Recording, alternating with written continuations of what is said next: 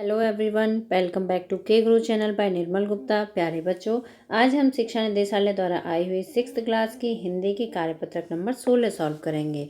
सभी विद्यार्थी अपनी वर्कशीट पर अपना नाम लिखेंगे, कक्षा अध्यापक का नाम लिखेंगे, तिथि लिखेंगे 19 नवंबर 2020। तो स्टार्ट करते हैं बच्चों आज की वर्कशीट, जिसमें आप पाठ पढ़ेंगे अक्षरों का महत्व। इसका भाग 1 आप पिछली वर्कशीट में पढ़ चुके हैं, आज इसी पाठ का भाग 2 पढ़ेंगे। तो स्टार्ट करते हैं। पिछले कार्यपत्रक में हमने पढ़ा था कि लेखक गुणाकार मूले। बच्चों, अक्षरों का महत्व पाठ के लेखक कौन है? गुणाकार मूले जी हैं। लेखक ने अक्षरों के इतिहास के बारे में बताया कि पुस्तकें अक्षरों से बनती हैं। इन्होंने किसके बारे में बताया? अक्षरों के इतिहास के बारे में बताया है ना। और इन्होंने बताया कि जो पुस्तकें होती हैं वो अक्षरों से बनती हैं। पुराने जमाने के लोग सोचते थे कि अक्षरों की खोज ईश्वर ने की है। पुराने जमाने के लोग क्या सोचते थे? कि अक्षरों की खोज ईश्वर ने की है। पर आज हम जानते हैं कि अक्षरों की खोज किसी ईश्वर ने नहीं बल्कि स्वयं आदमी ने की है। अक्षरों की खोज किसने की है? स्वयं मनुष्य ने की है। बच्चों, अब इससे आगे, यहाँ तक की कहानी हमने पिछली वर्कशीट में पढ़ी थी, इससे आगे की कहानी हम आज पढ़ेंगे। तो बच्चों शुरू करते हैं। ये गद्यांश। गद्यांश से पढ़ने से पहले हम सभी शब्दों के अर्थ पढ़ेंगे। तो पहला शब्द है अस्तित्व। अस्तित्व का मतलब होता है मौजूदगी। ठीक है, जो चीज अस्तित्व में है, मतलब जो चीज मौजूद है, तो उसके लिए कहते हैं अस्तित्व।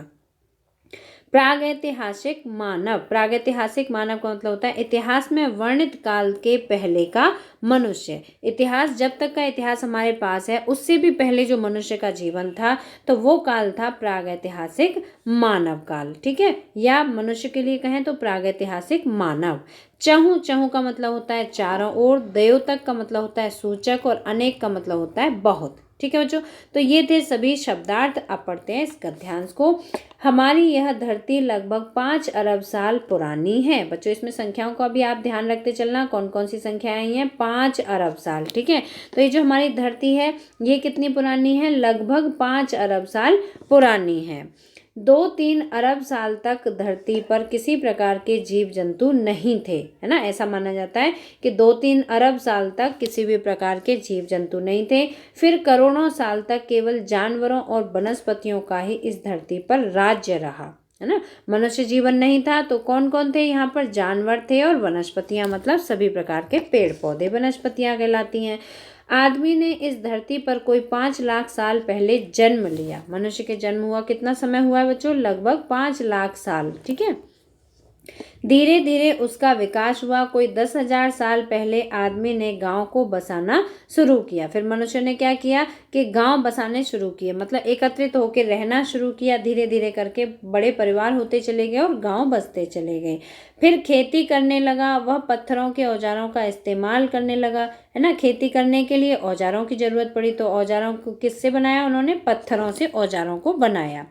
फिर उसने तांबे और कांसे के भी औजार बनाए। कौन कौन सी धातुओं के बनाए? तांबे के और कांसे के। इन धातुओं से भी उन्होंने औजार बनाए मनुष्य ने। प्रागैतिहासिक मानव, मतलब इतिहास के वर्णन से पहले का जो मनुष्य है। प्रागैतिहासिक मानव ने सबसे पहले चित्रों के जरिए अपने भाव व्यक्त किए। जैसे आप यहाँ पे देख सकते हैं, ये मनुष्य है, ये यहाँ पर चित्र बना रहा है ना, ये पत्थर पर चित्र बना रहा है। तो जो चित्र बना रहा है, तो उसका मतलब क्या है? वो लिखना नहीं जानते थे, उन्हें अक्षरों का ज्ञान नहीं था, लेकिन जो वो देखते थे उसी का वो यहाँ चित्र बनाकर अपने भावों को व्यक्त करते थे। जैसे पशु, पक्षियों, आदमियों आदि के चित्र। यहाँ पर देखिए मनुष्यों के चित्र बने हुए हैं, है ना। तो ये सभी क्या हैं? अपने भावों को व्यक्त करने का एक तरीका था। इन चित्र संकेतों के बाद में भाव संकेत अस्तित्व में आए। जैसे एक छोटे वृत्त के चहुं ओर किरणों की द्योतक रेखाएं। जैसे एक छोटा सा वो बनाया वृत्त और उसके चारों ओर इस तरह से किरणें बना दी। तो बच्चों, ये किसका द्योतक है, किसका सूचक है? आप सभी पहचान गए होंगे, ये किसका द्योतक है? ये सूर्य का द्योतक है ना। तो इस तरह के द्योतक मतलब सूचक।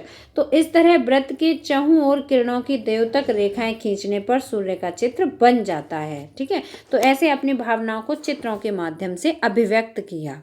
ठीक है, बाद में यही चित्र ताप व धूप का द्योतक भी बन गए। सूर्य से क्या निकलता है? ताप निकलता है, धूप निकलती है ना, गर्मी निकलती है। तो इन सभी के भी सूचक ये चित्र बन गए। इस तरह अनेक भाव संकेत अस्तित्व में आए। तब जाकर काफी बाद में आदमी ने अक्षरों की खोज की। है ना, तब बहुत लंबे समय के बाद पहले चित्रों के माध्यम से अपनी भावनाओं को व्यक्त किया, अपने भावों को, उसके बाद मैं बहुत लंबे समय के बाद अक्षरों की खोज की। ठीक है बच्चों, मुझे उम्मीद है कि आपको आज की वर्कशीट का ध्यान से अच्छी तरह समझ में आ गया होगा। अब प्रश्न पढ़ते हैं और उनके उत्तर लिखते हैं। तो पहला प्रश्न है, अक्षरों के ज्ञान से पहले मनुष्य अपनी बात को दूर दराज के इलाकों तक पहुंचाने के लिए किन किन माध्यमों का सहारा लेता था? तो कौन कौन से माध्यमों को अपनाया था? माध्यम मतलब तरीके, कौन कौन से तरीकों से मनुष्य अपनी बात को दूर दराज तक लोगों तक पहुंचा था?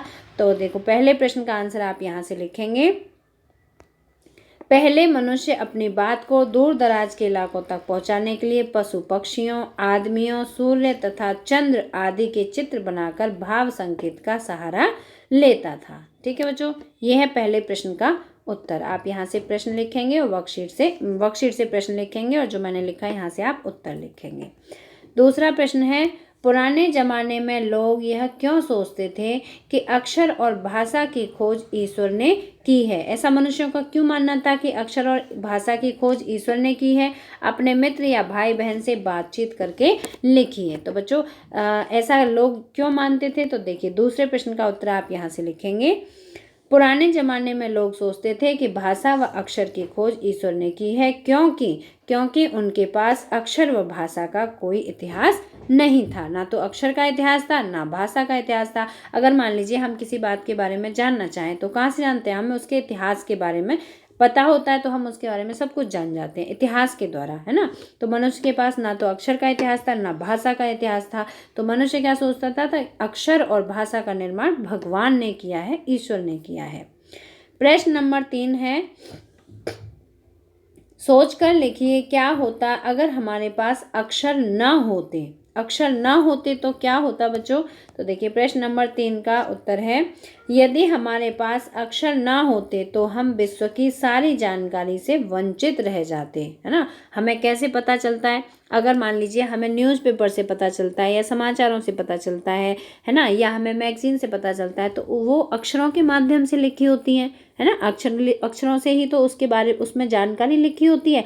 तो हमें कोई भी जानकारी नहीं मिल पाती अगर हमें अक्षर नहीं पता होते तो, तथा सभ्य ना बन पाते। और आज हमारी जो सभ्यता का राज है वो अक्षर ही है ना। अक्षरों के माध्यम से हमें हर चीज़ के बारे में पता चल जाती है और हम सभ्य हैं, पढ़े लिखे लोग हैं, हम पढ़ पाते हैं शब्दों के माध्यम से, अक्षरों के माध्यम से ही। प्रश्न नंबर 4 है, कार्यपत्रक में आए संख्या शब्द जैसे 5, 1 आदि को पहचान कर लिखिए। अब आदि का मतलब है इसमें और भी संख्या दी हुई हैं आपके कार्यपत्रक में, तो आपको वो पहचाननी है। ठीक है बच्चों, तो देखो कार्यपत्रक की ओर चलते हैं। कार्यपत्रक में कौन कौन सी संख्याएं दी हैं? तो देखिए, 5 अरब, ये तो इसमें ऑलरेडी दी हुई है 5, ठीक है, 5 तो दी हुई है। इसके अलावा देखिए 2, 3, है ना, 2, 3 करोड़ों, इसके अलावा 10,000, ठीक है। तो ये सभी संख्याएं दी हैं और इसमें 1, है ना, 1, तो ये संख्याएं इसमें दी हैं, तो आपको इसके उत्तर में यही संख्याएं लिखनी है। ठीक है बच्चों, तो देखिए प्रश्न नंबर 4 में 5 और 1 आदि संख्याओं को पहचान कर लिखिए। 5 और 1 तो इसमें ऑलरेडी दी हुई है, तो आप कौन कौन सी लिखेंगे? 10 दी हुई है ना, और 2 दी हुई है, 2, 3, ठीक है। इसके अलावा अरब ये भी तो एक संख्या होती है ना, संख्या, और करोड़, तो ये सभी संख्याएं हैं, तो इनको आपको लिखना है। ठीक है बच्चों, तो ये सभी संख्याएं हैं। 1 से 10 तक ऐसी कौन सी संख्या शब्द हैं जो कार्यपत्रक में नहीं हैं? 1 से 10 तक, अब बच्चों 1 से 10 तक पूछी जा रही है, तो देखिए 10, 2 और 3, ठीक है, यहाँ पर दी हुई हैं, और 5 यहाँ पर 5 और 1 ऑलरेडी दी हुई है। तो अब हम यहाँ से ही पता लगा लेंगे कि कौन कौन सी संख्याएं जो इस कार्यपत्रक में नहीं दी हुई हैं। तो देखिए 1 दी हुई है, 2 दी है, 3 दी है, तो हम यहाँ पर लिखेंगे 4, ठीक है, 4 नहीं लिखी हुई है। 5 लिखी हुई है, 6 नहीं लिखी हुई है, ठीक है, 6 लिखेंगे। 7 नहीं लिखी हुई है, तो 7 लिखेंगे। ठीक है बच्चों, इसके अलावा 8 नहीं लिखी हुई है, तो यहाँ पर 8 लिखेंगे। 9 नहीं लिखी हुई है, 9 लिखेंगे यहाँ पर, ठीक है, और 10 इसमें लिखी हुई है। तो ये 5 संख्याएं हैं जो कि कार्यपत्रक में नहीं लिखी हुई हैं, जो कि 1 से 10 तक के बीच की संख्याएं हैं। ठीक है बच्चों, तो इस तरह से आप अपनी वर्कशीट में सभी प्रश्नों के उत्तर लिखेंगे। मुझे उम्मीद है कि आपको वर्कशीट जरूर समझ में आई होगी। अगर पसंद आई है, वीडियो समझ आया तो लाइक ज़रूर करना। और बच्चों, वर्कशीट को 2 बार देखा करो। जो भी वीडियो है आप उसे 2 बार देखा और सुना करो, जिससे कि आपको अच्छी तरह से समझ में आ जाए। अगर आपको वर्कशीट पसंद आए तो लाइक जरूर करना, अपने फ्रेंड्स के साथ शेयर करना, और अगर आपने अभी तक हमारे चैनल को सब्सक्राइब नहीं किया तो आज सब्सक्राइब जरूर करना। मिलते हैं फिर इसी तरह की नेक्स्ट एजुकेशनल वीडियो में। Till then bye bye, good luck to all of you.